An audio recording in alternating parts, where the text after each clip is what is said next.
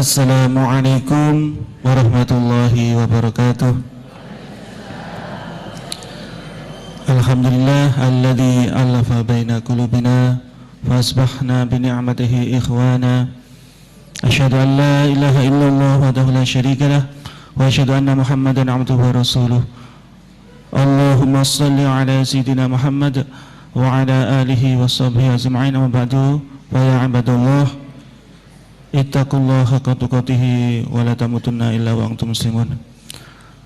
Hadratul muhtaramin, para alim, para ulama, wabil khusus Habib Yunus, serta Bapak Ibu hadirin hadirat yang dirahmati Allah. Alhamdulillah pada pagi hari ini kita masih diberikan Allah untuk bermuajahah dalam rangka mengikuti pengajian akad pagi IKADI. Semoga kehadiran kita, keikhlasan kita dicatat oleh Allah sebagai amal saleh yang manfaat fitini dunya wal akhirah. Allahumma amin. Salawat dan salam semoga tetap tercurah kepada junjungan kita Nabi Muhammad sallallahu alaihi wasallam, pada keluarganya, sahabatnya, dan orang-orang yang istiqomah mengikuti jalannya ila yaumil qiyamah. Bapak Ibu yang dirahmati Allah, marilah kita buka pengajian ini dengan bacaan Ummul Kitab. Allahumma al-Fatihah.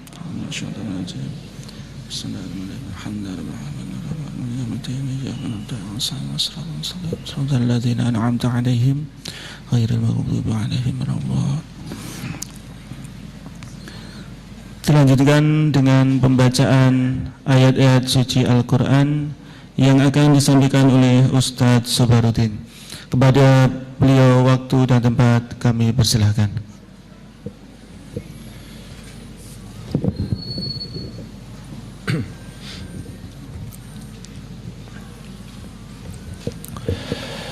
Assalamualaikum warahmatullahi wabarakatuh.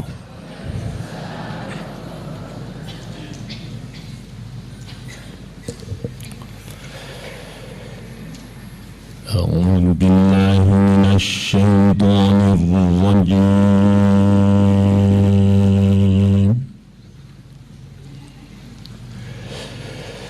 Bismillahirrahmanirrahim.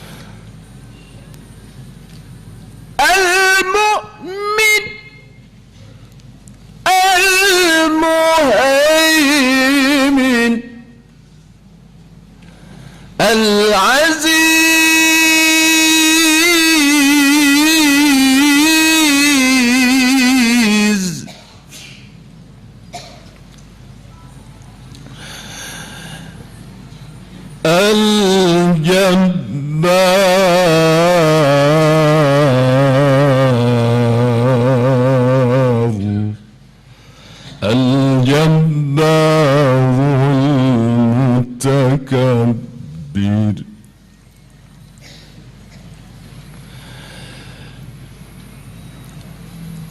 سبحان الله عما يشركون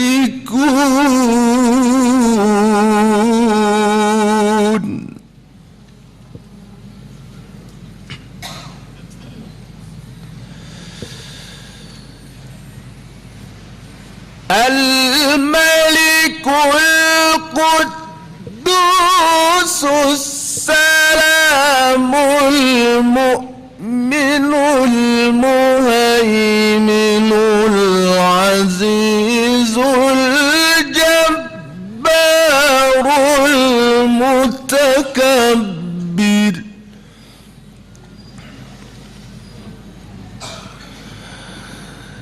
سبحان الله عما يشركون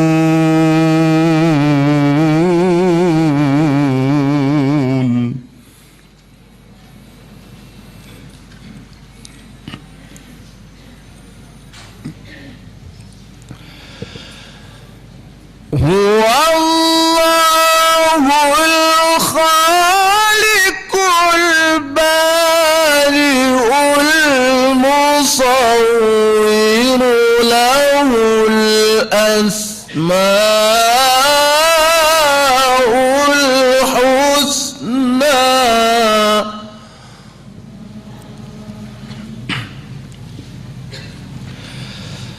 يسبح له ما في السماوات والأرض وهو العزيز الحكيم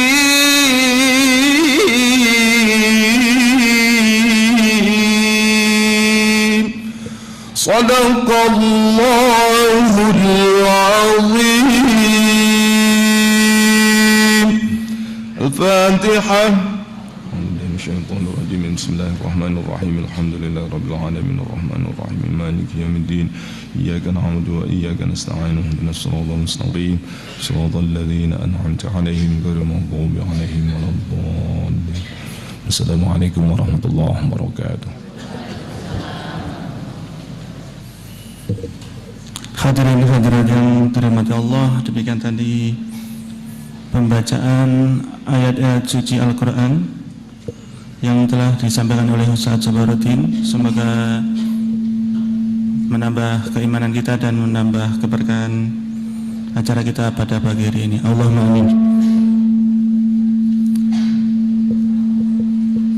Untuk selanjutnya, sebelum kita mulai pengajian, ada beberapa pengumuman. Yang pertama ditujukan kepada calon santri PPTQ. Hari ini pukul 8.30 pembelajaran dimulai. Jadi setelah pengajian akad pagi akan dimulai pembelajaran PPTQ. Kemudian modul dan kamus PPTQ bisa diambil di sekretariat dengan menemui Ibu Hermin. Kemudian infak akad pagi yang lalu alhamdulillah mencapai 5.445.000. Bapak Ibu yang dirahmati Allah, kami mohon maaf Habib Yunus masih dalam perjalanan, karena itu akan diselingi dengan pembacaan sholawat yang akan dipandu oleh Ustadz Zainuri. Kepada Ustadz Zainuri, waktu dan tempat kami persilahkan.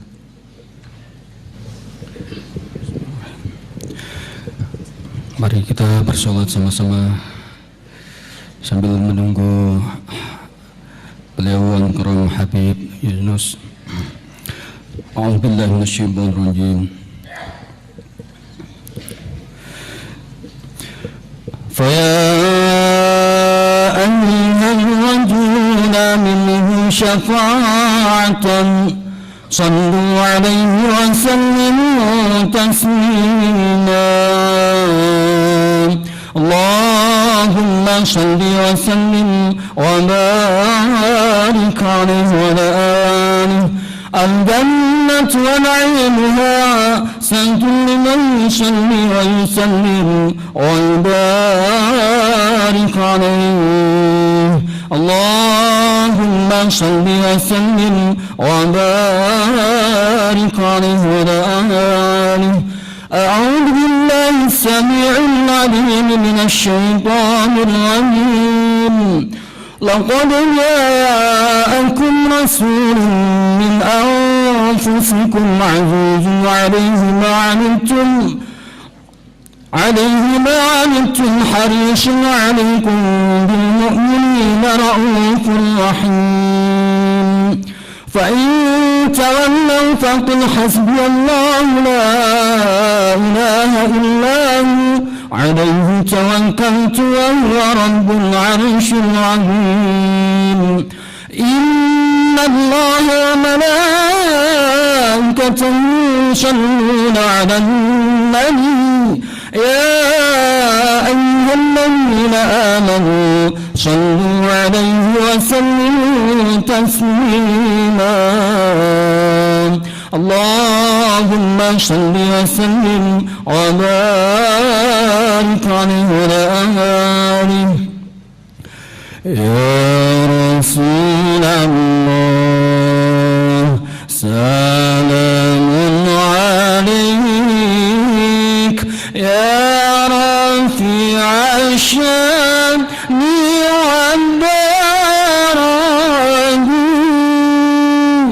أضفت يا جيرة العالمين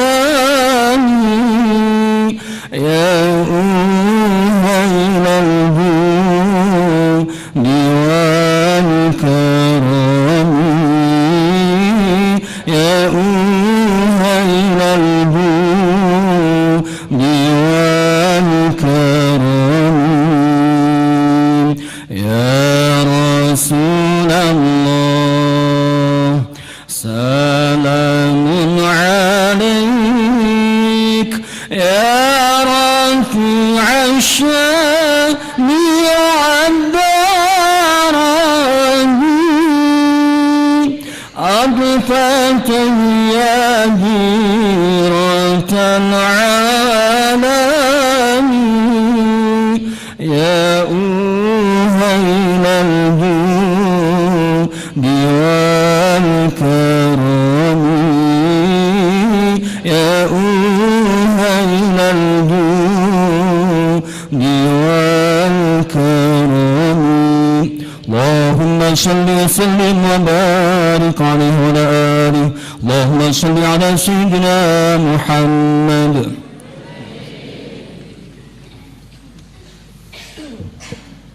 Bapak Ibu yang dirahmati Allah, demikian tadi bacaan sholawat. Kemudian dilanjutkan dengan acara inti, yaitu pengajian Ahad pagi yang akan disampaikan oleh Habib Yunus dari Surabaya. Kepada Habib Yunus, waktu dan tempat kami persilahkan.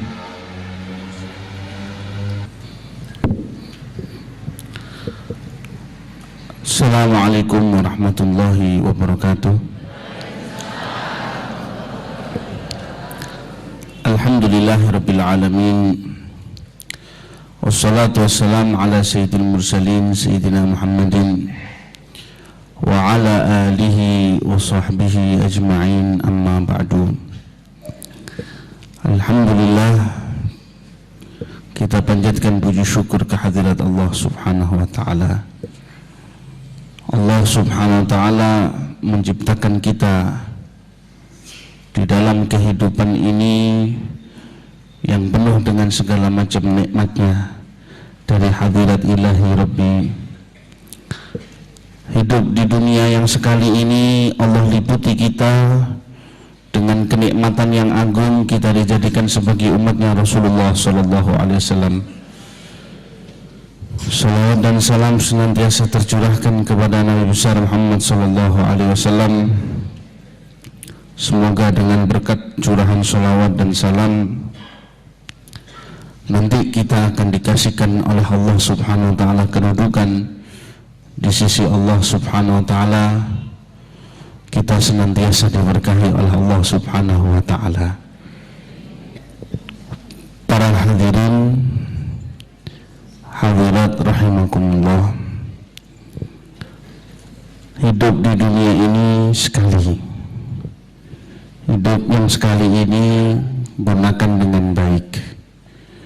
Hidup yang sekali ini raihlah prestasi dengan seindah-indahnya. Hidup yang sekali ini jadilah Anda orang yang paling bermanfaat bagi diri Anda, keluarga, bermanfaat bagi orang lain, dan paling utama bermanfaatkan, jadilah Anda orang yang bermanfaat bagi umatnya Rasulullah sallallahu alaihi wasallam. Jadikanlah Anda ketika Anda wafat, nama Anda selalu dikenang, baik bagi agama Anda sendiri ataupun siapapun orang-orang yang ada di sekitar Anda. Ini adalah hidup al-hayatun najihah, hidup yang sukses. Hidup sukses itu seperti yang dikatakan oleh Rasul sallallahu alaihi wasallam, yang termasuk orang ini termasuk yang paling dicintai oleh Allah. Rasul SAW bersabda, al-khalqu kulluhum iyalullah fa ahabbuhum ilallah anfa'uhum li'iyalih.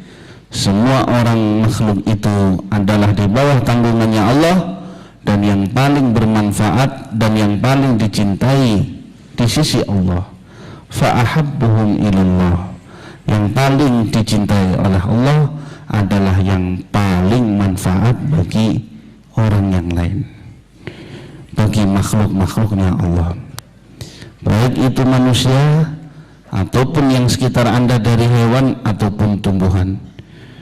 Sekecil apapun itu adalah mutajarah antara kita dengan Allah Subhanahu wa taala. Apapun yang kita lakukan, baik dalam akwal, ucapan ataupun perbuatan, itu adalah kita ada bisnis sama Allah.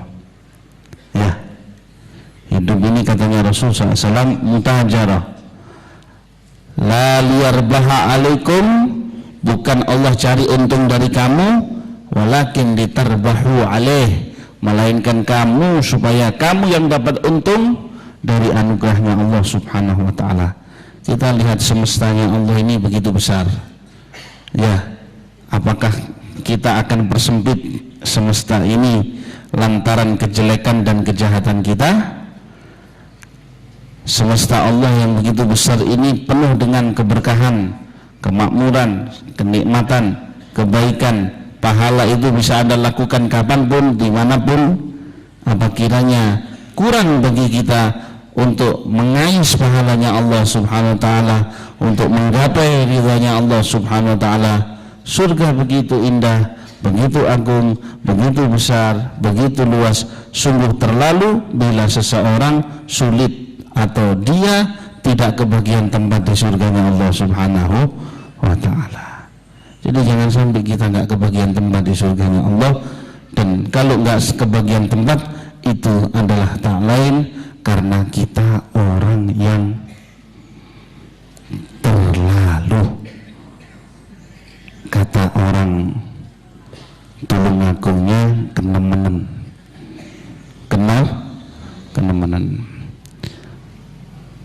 Urip dadi wong nemen, namun tidak disenengi wong. Nah, kalau nemen apike, masya Allah, semua orang akan senang. Ya, tapi kalau nemen, ya, kalau masalah fisik itu ciptaan Allah, ya.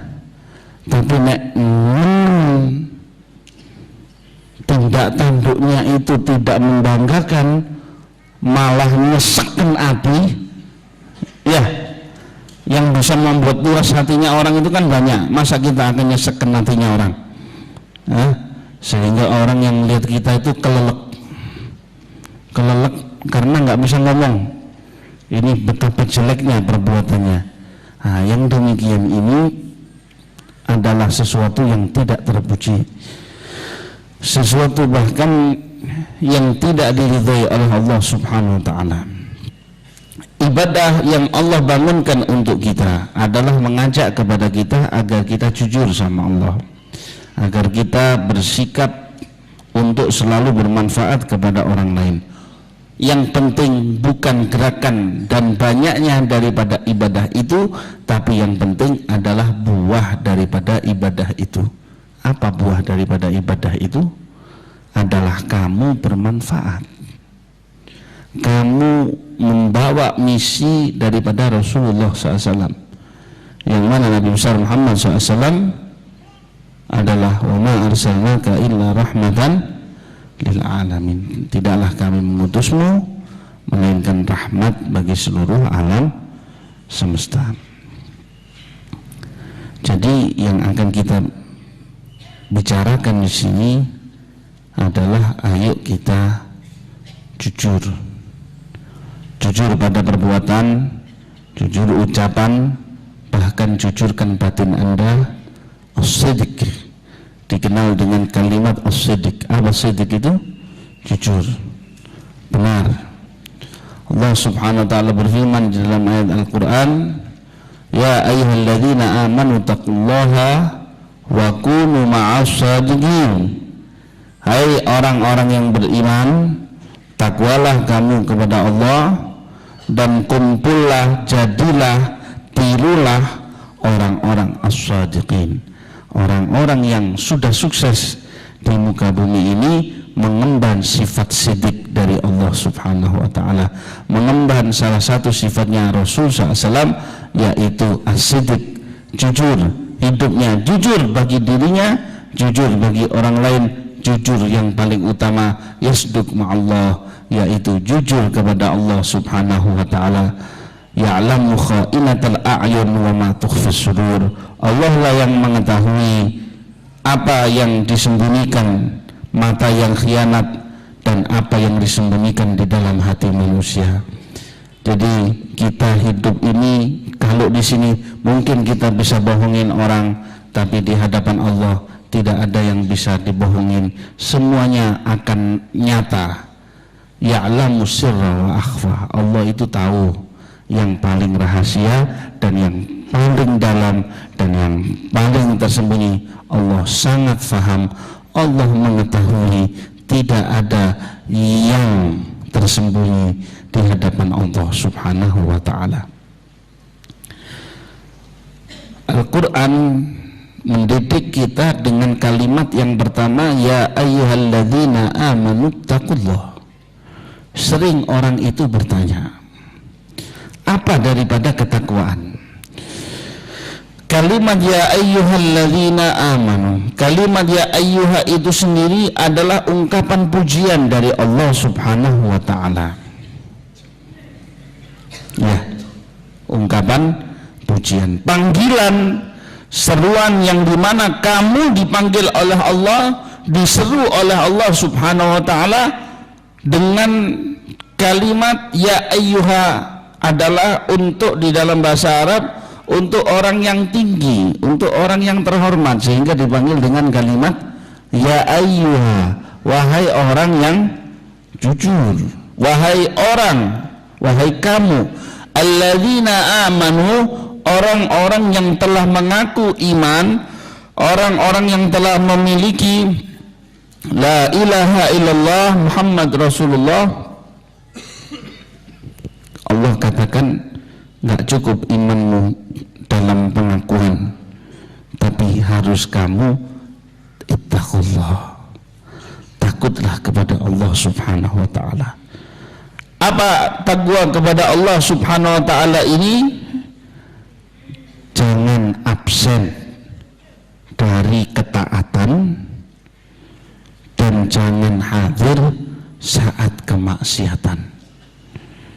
Kan semuanya itu kan ada daftar hadirnya. Ya, kalau di saat kebaikan jangan sampai absen, tapi kalau di saat kemaksiatan jangan sampai nama Anda ditulis hadir. Jadi absenlah, alias tidak hadirlah Anda di saat di saat kemaksiatan. Dan Allah yang mengetahui kelemahan umat manusia ini, maka Allah mengatakan innal hasanat yudhibnas sayyiat. Bisa jadi orang itu melakukan kejelekan dan kejelekan, keburukan, dosa dan dosa terus dia lakukan, tapi di situ dikatakan al hasanat yudhibnas sayyiat.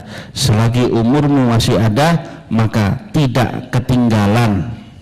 Ya, belum maghrib, ya, belum telat bagi kamu untuk memperbaikinya, maka kamu bisa perbaiki dengan kebaikan-kebaikan yang kamu perbuat.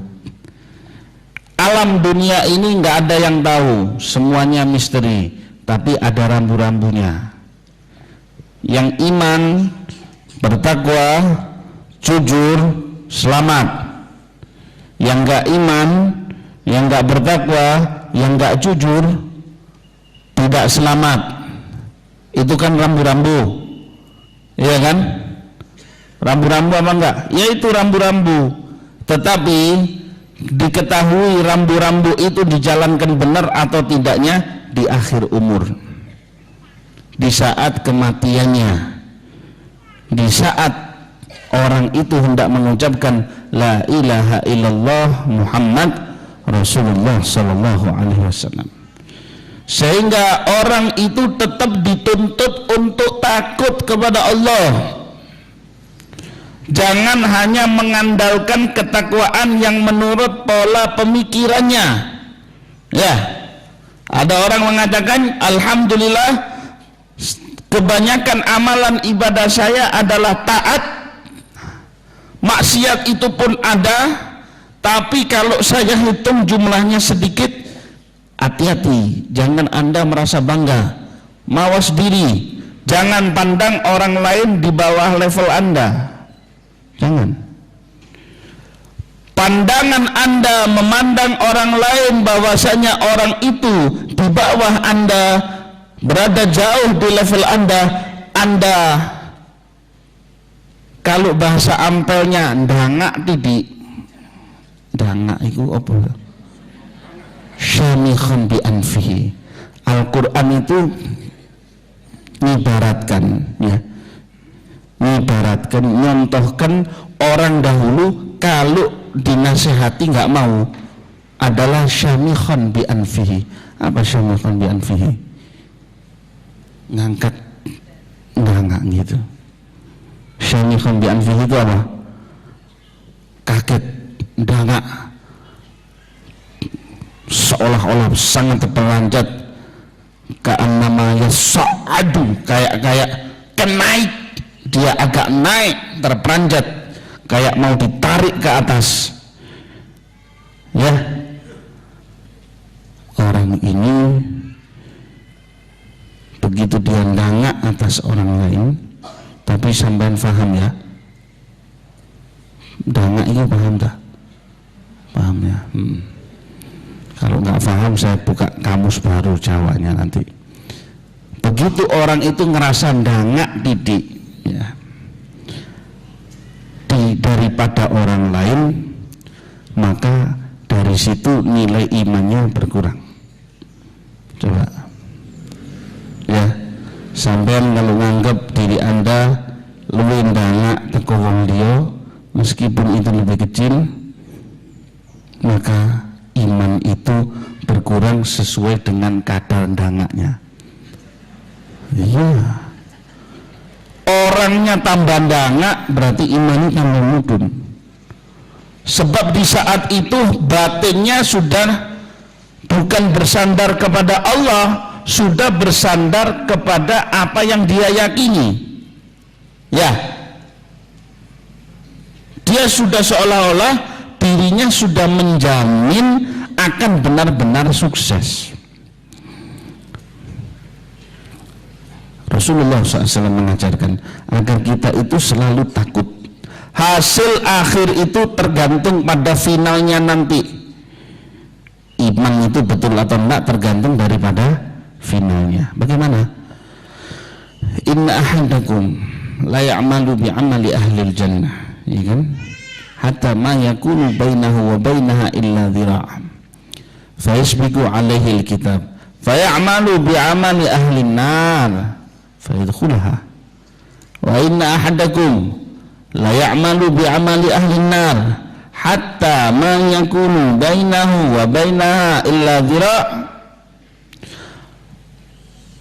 fa yasbiqu alaihi alkitab fa ya'malu bi'amali ahlin nar hatta yadkhulaha hatta fa ya'malu bi'amali ahlil jannah fa yadkhulaha. Dikatakan seorang dari kalian, sesungguhnya katanya Rasulullah SAW, seorang dari kalian kebanyakan amalannya adalah ibarat orang lihat penduduk surga. Ya, kriterianya sebagai penduduk surga. Tapi ada turun suratan takdir dari Allah, sehingga satu kali itu dia melakukan salah satu perbuatan daripada perbuatan penduduk neraka, maka ditutup amalannya dengan amalan penduduk neraka. Sehingga ketika diakhiri, distempel dengan amalan yang terakhir itu, maka akhirnya dia masuk mencicipi nerakanya Allah Subhanahu wa ta'ala. Sesungguhnya seorang dari kalian amalannya kebanyakannya adalah seperti amalan penduduk neraka, ya. Kemudian turun suratan takdir dari Allah Subhanahu wa ta'ala, maka ternyata dia melakukan salah satu amaliyah daripada penduduk surga, maka pada akhirnya dia masuk ke dalam surganya Allah Subhanahu wa ta'ala. Manusia itu harus dalam keadaan wajal. Apa wajal itu? Takut kepada Allah Subhanahu wa ta'ala. Harus merasa mawas, harus diperhatikan, harus dicek batinnya, ya. Sebab ini jelas Allah tidak menginginkan kamu hanya beriman, tidak. Allah menginginkan kamu takwa kepada Allah Subhanahu wa ta'ala, ya. La taqulu amanna walakin qulu aslamna. Kamu jangan ngaku iman dulu, tapi bilang kamu Islam. Kalau sudah kuat imanmu, baru kamu betul-betul beriman. Jadi iman itu sehingga dikatakan endal imtihan yukramul mar'u au yuhan. Di saat orang itu ngadepi ujian, baru bisa diketahui orang ini memang pantas istimewa atau tidak istimewa, ya. Jadi orang harus ada namanya takwa kepada Allah, yaitu rasa takut. Jalur pertama adalah tidak memandang diri lebih bagus dari orang lain. Bisa? Sulit ya? Sulit. Tidak gampang. Saya bisa? Belum tentu. Mau bisa, Al-Quran sudah mengajarkan iyyaka na'budu wa iyyaka nasta'in. Sampean cuman iyyaka na'budu tidak cukup, harus pakai iyyaka nasta'in. Selalu minta tolong. Minta tolongnya kepada Allah apa? Ihdinas siratal mustaqim. Jadi kalau hanya sekedar menjalankan ritual ibadah, ya, menjalankan bentuk-bentuk amaliyah ibadah saja tidak cukup. Iyyaka na'budu, apakah langsung ihdinas siratal mustaqim? Tidak bisa. Harus tambahkan iyyaka na'budu wa iyyaka nasta'in. Saya akan buktikan dari ibadahku ini, saya akan cari buahnya, saya akan cari jalurnya, saya akan usahakan, saya memohon kepadamu ya Allah, baik secara lisan maupun perbuatan. Isti'anah, minta tolong. Ya, iyyaka na'budu wa iyyaka nasta'in, baru masih mohon ihdinas siratal mustaqim. Makanya Rasulullah SAW waktu makan beliau mengatakan, aku tidak merasa aman di dalam hidupku ini, bisa jadi makanan belum masuk aku sudah dicabut nyawaku oleh Allah. Ini Rasul Sallallahu Alaihi Wasallam. Jadi ini adalah teoritis. Ya ayyuhalladzina amanu ittaqullah, takwalah kepada Allah Subhanahu wa ta'ala. Takutnya orang kepada Allah adalah dia selalu mengejar ridhonya Allah, menjauhi kemurkaannya Allah. Pokoknya dia selalu berusaha di dalam setiap keadaan bagaimana supaya majikannya itu senang. Ya, majikannya itu senang. Bahkan di dalam ibadahnya itu dia kembangkan bentuk ibadahnya, bukan hanya monoton sholat misalkan, bukan hanya monoton puasa. Makanya syariat itu beraneka ragam. Sebab apa? Allah tahu, Allah rangkai manusia ini punya perasaan kesenangan berbeda-beda. Kalau seandainya sholat itu hanya, kalau seandainya syariat itu hanya sholat saja, maka akan sulit bagi manusia. Dibuat macam-macam, ada sholat, ada sedekah, ada zakat. Ini yang wajib ya. Nanti ada sedekahnya, ada orang puasanya, ada hajinya, ada umrohnya. Aneka ragam. Masing-masing daripada ibadah itu memiliki buah-buah tersendiri. Ya. Buah itu rasanya manis enggak? Manis.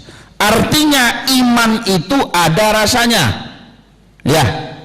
Iman itu ada rasanya.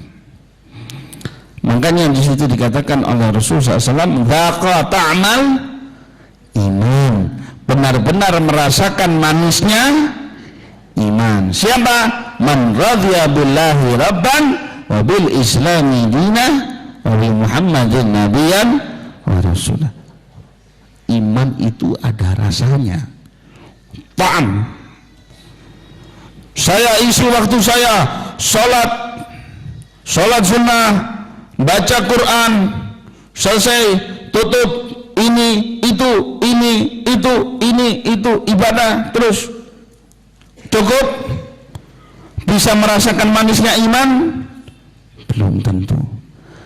Manisnya iman nampak ketika Anda merasa nikmat ketika berkorban untuk orang lain. Hadza iman. Makanya ketika ditanya afdhalus shadaqah, sedekah paling afdal apa? Dari kalau sedekah itu munculnya dari orang yang lagi membutuhkan dan dia hartanya ngepres. Ini betul-betul dia sembelih. Ya, dia sembelih. Jadi saya sebutkan dulu teorinya. Sebab puncak daripada iman adalah supaya Anda merasakan manisnya iman. Bukan hanya Anda merasakan kulit daripada iman itu. Ya. Kalau seandainya ada orang itu betul iman, contoh misalkan dia akan merasakan, dia akan berkorban untuk Allah, misalkan pada saat pernikahan, di mana hari itu sibuk, di mana yang namanya bersolek itu mahal, ya. Padahal kalau kita solek sendiri mungkin gratis, tapi kalau disolekin orang bisa jutaan. Tapi tiba-tiba dengar waktu sholat, gimana? Mau nggak kita rubah itu? Wis tak apa-apa, seumur hidup sekali, nggak sholat sekarang kamu bisa tunda nanti.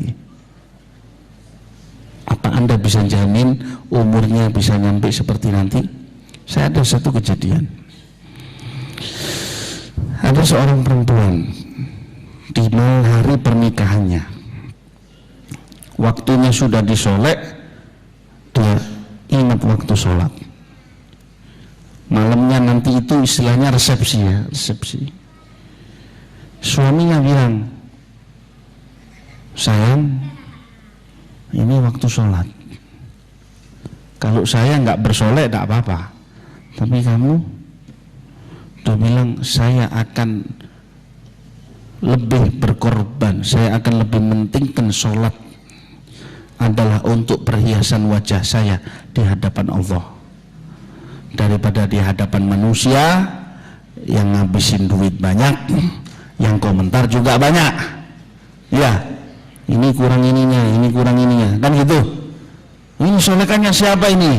Ini kurang tipis ini kurang naturalis ini kan gitu. Ya, duitnya banyak, komentar juga banyak. Oh ini terlalu menor, saya nggak butuh itu semuanya. Yang penting di hadapan Allah, solek bisa diulang. Akhirnya dia berwudu, hasil solekan ini dibuang sama dia. Ibunya marah-marah, ya Allah nak gimana? Namanya mantu baru, nggak berani mau belain istrinya, ya dia diam lakinya. Akhirnya sudah sholat. Rupanya saat itu adalah saat terakhirnya sholat. Di sujud terakhir dicabut nyawanya oleh Allah. Ini iman, husnul khatimah, betul-betul halawatul iman. Orang sekarang kan enggak. Dia anggap ibadahnya sudah terbaik. Jadi kalau dia bilang saya sudah hafal Quran, kalau enggak dipanggil hafid tak gelem. Ya, sudah sholatnya banyak, sedekahnya banyak. Dan memang setiap amal ibadah itu ada cobaannya. Ada seorang guru, seorang ulama sufi berkata demikian di dalam majelisnya. Orang itu kalau mau sedekah biasanya diikuti 70 cobaan. Harus membutuhkan ibaratnya ngelawan 70 setan. Ya. Bahkan setelah dia beramal. Apalagi kalau seandainya dia mengeluarkan sedekah di tengah malam, terdorong salah satu hadirin orang kaya. Ya, saya guru, insya Allah saya tidak akan menemui cobaan seperti yang antum katakan itu. Saya akan sukses. Enggak, saya sendiri belum tentu menjamin. Saya sendiri kalau seperti kamu, seperti pengakuanmu seperti ini, saya masih belum berani ngaku. Cobalah. Ya gampang lah. Saya insya Allah akan saya buktikan. Ya sudah. Saya yakin insya Allah tidak ada. Ya wis. Dapat seminggu gurunya nyuruh orang. Kamu, jadi ada orang miskin pengemis di kampung situ. Dia bilang, kamu tengah malam ketuk rumah orang itu. Coba. Orang ini masih ingat masalah sedekah tadi, ya, supaya betul-betul halawatul iman. Tengah malam diketuk rumahnya atas suruhan guru ini, cuman dia nggak paham. Assalamualaikum, tolong saudaraku, saya orang lemah, tidak punya apa-apa, miskin, begini. Kasih. Oh ya, sedekah itu pahalanya besar. Dikasih uang besar. 20 menit balik lagi. Oh iya, teman saya masih kurang, mungkin bisa saya DP dulu ya, sampean DP, saya bantukan sampean untuk ngasih dia, ngasih 15 menit lagi balik lagi, oh ya itu sebelahnya mungkin belum, 3 sudah balik. Besok orang ini datang ke gurunya bahas masalah sedekah yang minggu lalu. Terus orang itu bilang, iya ya guru ya, zaman sekarang orang ini sudah banyak yang miskin, kasihan.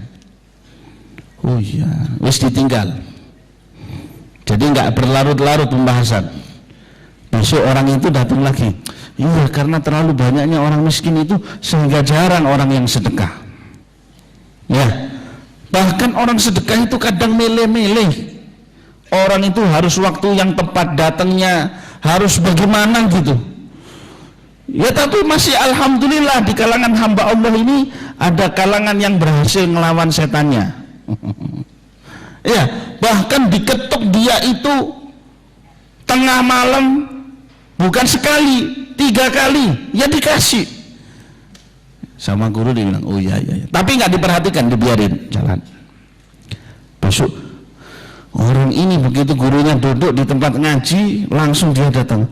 Antum tahu, saya kenal orang yang suka sedekah seperti itu, saya kenal.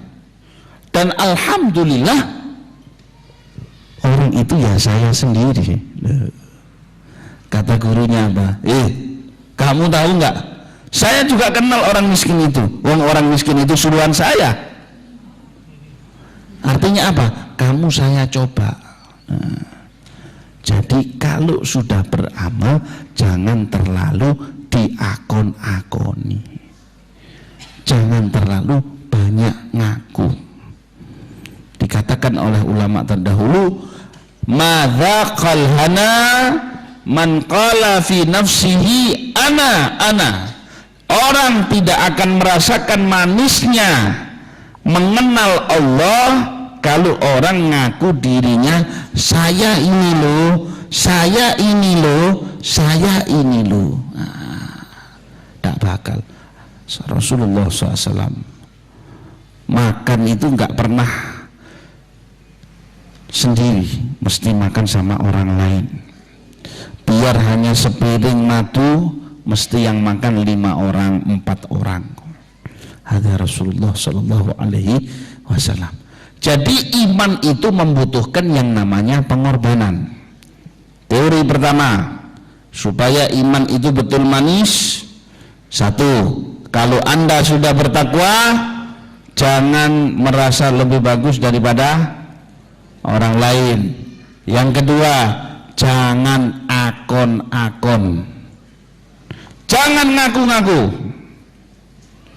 Kadang sesuatu yang tidak dia lakukan tapi orang lain memuji dia, ya terus dia ngiyakan aja, mantuk-mantuk aja. Loh, bukannya kamu kan suka bangun malam? Mau bilang enggak enak, mantuk-mantuk. Ini gimana nih? Bohong enggak ini? Jadi jangan, yang jujur sama Allah Subhanahu wa ta'ala. Ya ayyuhalladzina amanu taqullaha wa kunu ma'as shadiqin. Kumpullah, tirulah orang-orang yang sedik kepada Allah Subhanahu wa ta'ala, supaya kamu betul-betul bermakna di dalam hidup ini. Nggak cukup hafiz Quran kemudian dia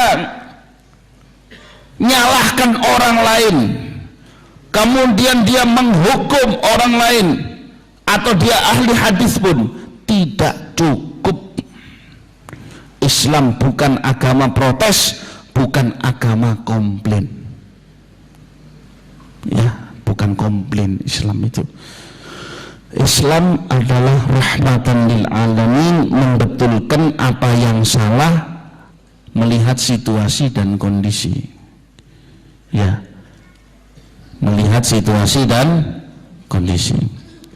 Jadi kita perlu tahu, kita kenal seperti sosok Al-Imam Ali Zainal Abidin. Imam Ali Zainal Abidin ini bin Husain bin Fatimah, cucunya Rasulullah SAW. itu tiap malam. Tiap malam selain banyak rakaat yang dia jalankan, ya, Allah kalau ngasih kesenangan, orang itu bisa ibadah lama enggak? Bisa. Anda ada orang senang dengan satu kesenangan duniawi. Contoh. Nunggu untuk beli HP. Ada HP murah, HP bagus murah. Sampai lihat di Jakarta, ngantri sehari bisa enggak? Makan sedikit bisa enggak? Bisa. Apapun itu kalau dikejar, kalau dibelai, jadi. Begitu juga beliau ini. Beliau asyiknya ibadah kepada Allah. Ibadah yang paling digemari itu adalah sujud kepada Allah. Ya, paling digemari itu sujud kepada Allah, sehingga setiap malam tidak kurang dari 1000 rakaat. Bisa jadi